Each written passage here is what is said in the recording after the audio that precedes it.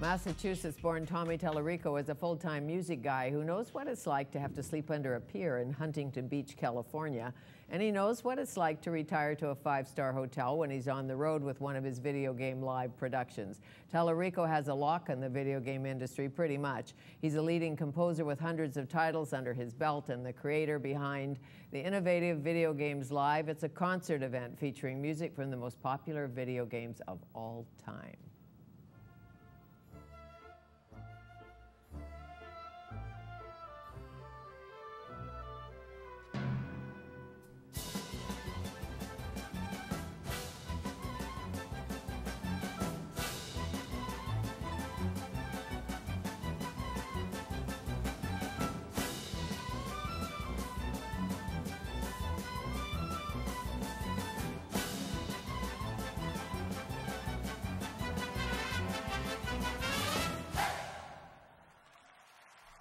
Video game guru Tommy Tallarico is an on-air television personality. He's a big music man. He's a composer.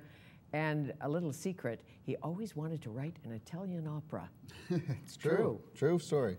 Nice to meet you. Thank you. Thanks for having me here. An Italian opera. Italian, well, you know, being 100% Italian, you know, always a dream. So when the opportunity arose in a video game, I said, you know, hey, let's do an Italian opera. Because, you know, a lot of emotion and there was a lot of story and a tragedy that, you know, this game that I was working on. And I said, let's do an opera. And they're like, what's opera? And so, you know, I had Who's to Verdi? educate, yeah, I had to educate him a little bit, but yeah, worked out great. Very different. Well, as you know, opera is really the story of the people, the ordinary people. Well, everybody can relate. You know, the interesting thing about that is that, you know, hundreds of years ago, you know, the composers got together and, you know, because people weren't going to the symphony as much, and they says, you know what, let's revitalize the symphony. Let me see, how can we do that? Let's dress people up in costumes and put them on stage, and let's tell a story through the vocals, and let's build these elaborate sets. And opera was created. So kind of what we're doing with Video Games Live, we're sometimes referred to as the opera of the 21st century, because we're dressing up people in costumes on stage. We're using video and technology and lights and lasers to bring people to see a symphony. So it's a retelling. And classical musicians and choirs and singers. That's right. And all of that. Yeah. It's really the most listened to music, probably, on the planet today. Well, if you think about it, you know, some people are playing video games 20, 30, 40 hours a week, you know, where you compare it to something like a film score where people go to the movie, they see 2 hours, 2-hour film and maybe an hour and a half of music, but it's being talked over. Sure. You know, whereas with video games, it's a constant thing and it's being pounded into your face, you know, hours and hours at a time, and it's the main thing because it's driving the interactivity. And when you're playing a character, it becomes the soundtrack of your life, and you're controlling this character and hearing this music. So people get very emotionally attached to the soundtracks of video games. They sure do. And it's really important because you turn kids on to music. They don't even know they're being turned on. You're a bit sneaky that way. Well, hey, shh, don't tell anyone. Don't tell anyone. Yeah, the reason I created Video Games Live, I've been a video game composer for over 21 years, and I wanted to prove to the world how culturally significant and artistic video games have become.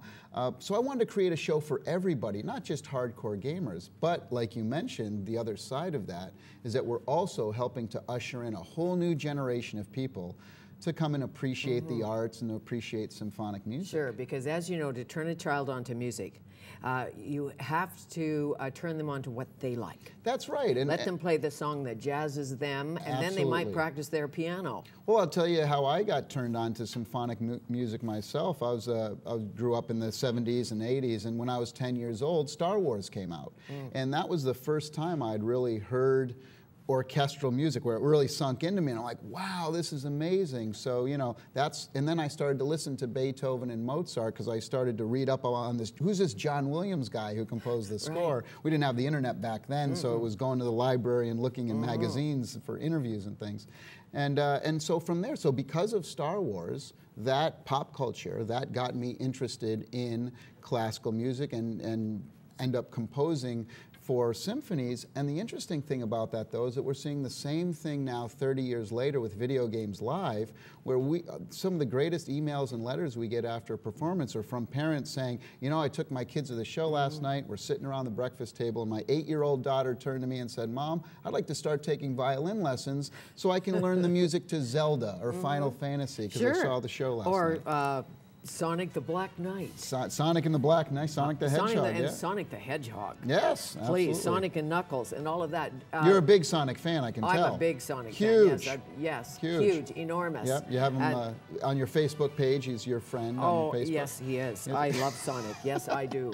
I know about Pong. I know bleeps and bloops. You know, and that's how we start every Video Games Live. We start with Pong, and you hear the bleeps and the bloops, and the symphony starts to take over. Bleep, bloop, bloop, and then they start to, and then we show the progression of video games from Pong all the way up. And you launched this at Hollywood Bowl, right? The very first show, you know, everybody thought I was completely insane when I first came up with this concept. You could be. But We're not sure. and that could still be true.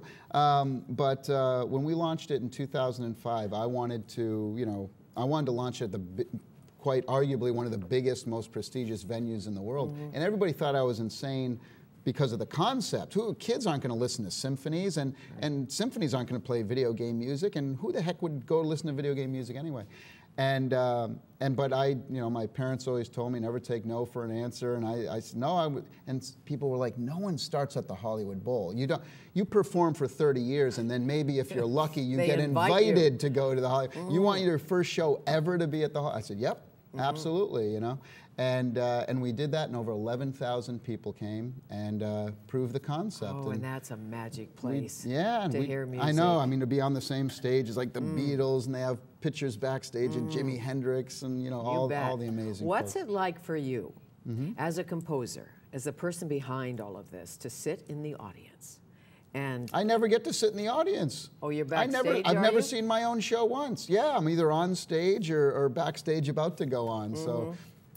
Darn it. Darn it. I got to check out one of these shows. Maybe you can get me some tickets. Maybe we can get you a ticket. I think we can get you fairly close to the front. You'll be able to see the French horns if you're lucky. Yeah. Take me back to the days when you weren't there very long, but you were sleeping under a bridge in Huntington Beach, really? Under a pier? Yeah. So when I was, my whole life, all I ever wanted to do was be a musician and that. And when I turned 21, I left my parents literally crying on the doorstep. And I got in my car and I drove out to California, because that's what you do, right? And I had no job, no money, no friends, no place to stay, nothing. I just drove out there. And the only thing I really knew was Disneyland. And so I showed up in Orange County, California, and I saw a newspaper. I saw a job for selling keyboards at a guitar place. So I went down there the next day. One of the only t-shirts I brought with me was a video game t-shirt. And the very first person who walked in the store the next day when I started working was a producer at a video game company, and he saw my shirt and he says, you know about video games? Oh my gosh. I proceeded to download 21 years of information on this poor guy.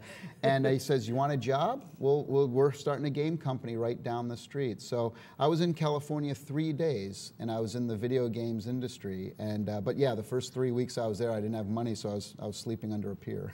Well, that's okay. It's warm there. It's you know, if you're going to sleep under a pier, it might as well be in Southern California. Well, better than Niagara Falls or which is where my parents are from. Yeah, it gets cold. So the parents, one American, one Canadian. Tell me about this. Yeah, I'm a dual citizen. My mom was born and raised in St. Catharines, Ontario, and my dad in Niagara Falls, New York. All four of my grandparents were from Italy, and they went up, one half in upstate New York and the others in Canada. So cross-border romance? Yeah, it was the whole, it's a typical story. When my dad, they went to a sock hop in the 50s, right. Typical, story. But the funny thing is, as my dad pretended to get hit by a car, as my mom and her friends were leaving, he pretended like he got hit by the car. That's how he met my mom. So clever. Yeah, kind of like Back to the Future. They did a little thing like that, so it's like similar to that. Would you think about creating a video game about the sock hop and mom meeting dad? Is there a way to do that? Maybe run through your brain. Maybe you do something like, how they have Guitar Hero. Maybe you could do Sock Hop Hero. I don't know. Maybe you could do Tuba Hero or something like